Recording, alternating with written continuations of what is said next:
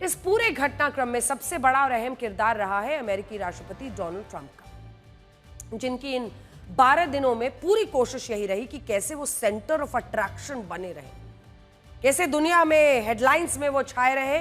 इसके लिए Donald Trump ने फिर से वही सीज फायर वाला ड्रामा किया, जैसा कि उन्होंने भारत पाकिस्तान के युद्ध के दौरान भी किया था। आपको याद होगा कि डोनाल्ड ट्रंप ने 10 मई को पोस्ट करके दावा किया था कि उन्होंने भारत पाकिस्तान के बीच सीज फायर कराया, जिसका भारत ने खंडन किया। भारत अभी तक खंडन कर रहा है। ट्रंप लगातार 15 बार 20 बार दावा कर चुके हैं। ट्रंप ने यही रणनीति इजरायल और ईरान के युद्ध के दौरान भी अपनाई। जो ट्रंप 2 दिन पहले ईरान पर हमले कर रहे थे, सरेंडर सरेंडर कह रहे थे, अपनी सेनाओं की तारीफ कर रहे थे, ईरान में सत्ता परिवर्तन की बात कर रहे थे, ऐसा माहौल बना रहे थे कि ईरान में कितना खतरनाक परमाणु हथियार है, ऐसे कि दुनिया खत्म हो जाएगी। आज वही डोनाल्ड ट्रंप शांति की बात कर रहे हैं। God bless Iran, make Iran great again कह रहे हैं। बताइए, अब ऐसे आदमी की बातों पर कौन कितना भरोसा करे। कल से लगातार पूरी दुनिया में अमेरिकी राष्ट्रपति का मजाक उड़ रहा है, उनकी जगहसाई हो रही है। हमने आपको बताया कि कैसे कतर में अमेरिकी बेसिस पर ईरान के अटैक के बाद ट्रंप ने जो पोस्ट किया, उसे लगा कि जैसे सब कुछ स्क्रिप्ट के हिसाब से हो रहा और ईरान को फेस सेविंग का मौका दिया गया। लेकिन इसके बाद सोशल मीडिया ट्रंप ने एक एक करके पोस्ट करना शुरू किया। यह भी बहुत दिलचस्प है। कल रात जब आप सो रहे होंगे तो डोनाल्ड ट्रंप, क्योंकि वहां सुबह थी, डोनाल्ड ट्रंप सोशल मीडिया पर सीज फायर खेल रहे थे। ट्रंप ने सबसे पहले पोस्ट किया कि दुनिया को बधाई, अब शांति का वक्त आ गया है। एक बात भी समझिए कि इनके जो धुर प्रशंसक इस वक्त अमेरिका में हैं, वो भी बार बार कह रहे थे कि ये अमेरिका की जंग है ही नहीं, तुम इस जंग में क्यों कूद रहे हो। शायद ये भी वजह बनी कि अब ट्रंप जल्दबाजी में थे और कांग्रेचुलेशंस वर्ल्ड, पूरी दुनिया को संदेश दे रहे हैं, टाइम फॉर पीस। और जब उनको ऐसा कुछ लिखना होता है तो कैपिटल लेटर्स का इस्तेमाल करते हैं दिखाने के लिए ताकत अपनी। फिर एक और पोस्ट किया, लंबा चौड़ा, सबको बधाई दी, कहा कि इजराइल और ईरान के बीच पूरी तरह से सीज फायर हो गया है। बाकायदा ट्रंप की तरफ से समय भी दिया गया, लिखा कि अब से 6 घंटे में जब ईरान और इजराइल अपना फाइनल मिशन पूरा करेंगे, 12 घंटे में युद्ध खत्म माना जाएगा। 12 घंटे में ईरान सीज फायर करेगा, फिर इजराइल करेगा और 24 घंटे में आधिकारिक तौर पर 12 दिन का युद्ध खत्म हो जाए। बताइए, अगर सीज फायर की टर्म्स थी तो ऐसे सोशल मीडिया पर पोस्ट करके मतलब आखिर साबित क्या करना चाह रहे हैं? सिर्फ ये कि ये तमाम देश कठपुतलियां हैं, डोर उनके हाथ में है। ये ट्रंप है, ट्रंप कुछ भी कर सकते हैं। ट्रंप का ये पूरा ड्रामा आप देखिए। फिर से उन्होंने एक और पोस्ट किया और फिर अपनी ही तारीफ कर दी, कहा कि ईरान और इजराइल दोनों मेरे पास आए थे शांति कराने के लिए, मैंने करवा दी। इसके बाद ट्रंप लगातार ट्रूथ सोशल पर पोस्ट करते रहे। फिर से सीज फायर का पोस्ट किया, लिखा सीज फायर प्रभावी हो गया, इसका उल्लंघन मत करो।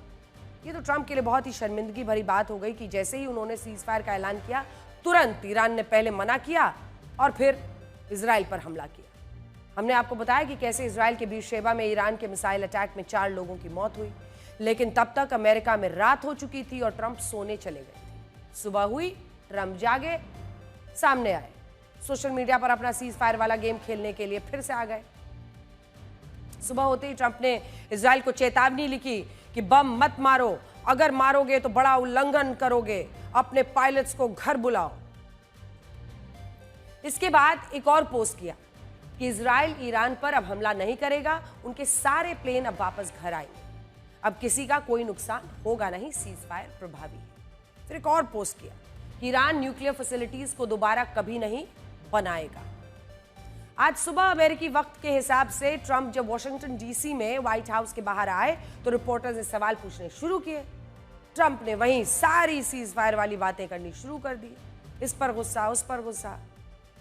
ईरान, इजराइल सबको बड़ा बड़ा ज्ञान देने लगे। फिर ईरान और इजराइल का नाम लेकर गाली गलौच वाली भाषा का इस्तेमाल कर दिया। जहां वॉशिंगटन डीसी में दुनिया की मीडिया के सामने, कैमरों के सामने डोनाल्ड ट्रंप, अमेरिका का राष्ट्रपति, गाली दे रहा है, इजराइल और ईरान को गाली दे रहा है। सोचिए ट्रंप की क्या हालत हो गई है। अमेरिकन प्रेसिडेंट की साउंड बाइट पर अब बीप साउंड लगाना पड़ा है आज हमें। यह विडंबना है। You know what?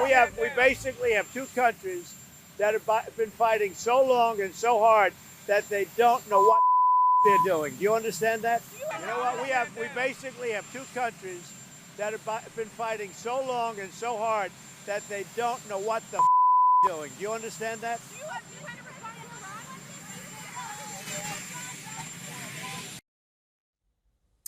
और अब दुनिया ये भी पूछ रही है कि जिन उद्देश्यों के साथ इजराइल और अमेरिका ने ईरान के साथ युद्ध किया था, क्या वो उद्देश्य पूरे हुए या फिर इन्हें ही अमेरिका ने अधूरा छोड़ दिया? क्या ईरान का परमाणु कार्यक्रम खत्म हुआ?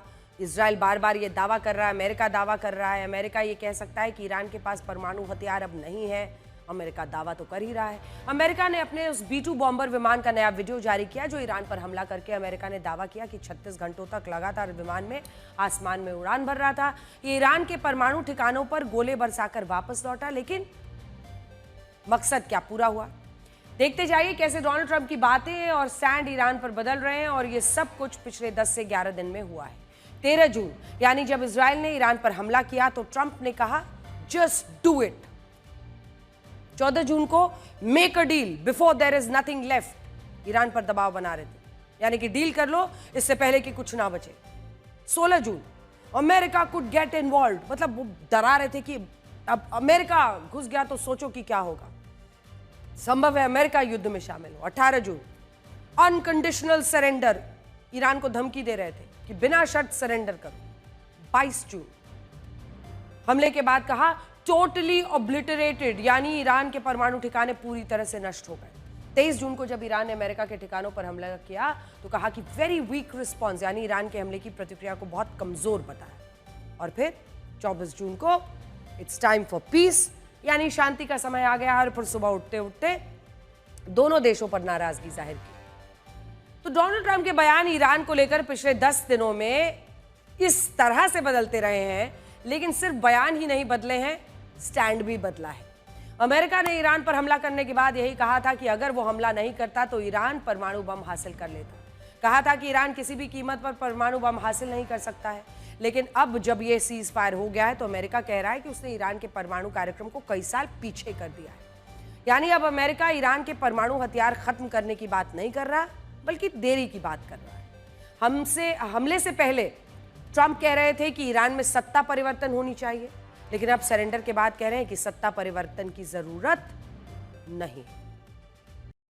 सोचिए कैसे अमेरिका स्टैंड बदल रहा है, क्योंकि बात तो ईरान के परमाणु हथियारों को खत्म करने की थी, अगर उसके पास है तो। लेकिन अमेरिका अभी भी स्थिति में नहीं ये गारंटी दे पाए कि क्या परमाणु हथियार हमेशा के लिए अब खत्म हो गए हैं। अभी तो इसकी भी पूरी जानकारी नहीं आई है कि फोर्डो और नतान्ज में अमेरिका के हमले के बाद की स्थिति क्या है। टोटली ऑब्लिटरेटेड, यानी पूरी तरह से खत्म कर दिया है, जो पहली बार डोनाल्ड ट्रंप ने कहा था, क्या वाकई खत्म हो चुका है? अभी तक सिर्फ ये सैटेलाइट तस्वीरें हैं, कुछ भी पुख्ता नहीं है। उधर ईरान तो ये भी कह रहा है कि अब इंटरनेशनल एटॉमिक एनर्जी एजेंसी यानी IAEA के साथ कोई कोऑपरेशन वो नहीं करेगा, कोई सहयोग नहीं करेगा। और ट्रंप कह रहे हैं कि उनके पायलट ने अच्छा काम किया है। ईरान तो कभी भी अब परमाणु हथियार नहीं बना पाएगा। Iran will never rebuild its nuclear. From there, absolutely not. That place is under rock. That place is demolished. The B-2 pilots did their job. They did it better than anybody could even imagine. They hit late in the evening. It was dark with no moon, and they hit that target with every one of those things, and that place is gone.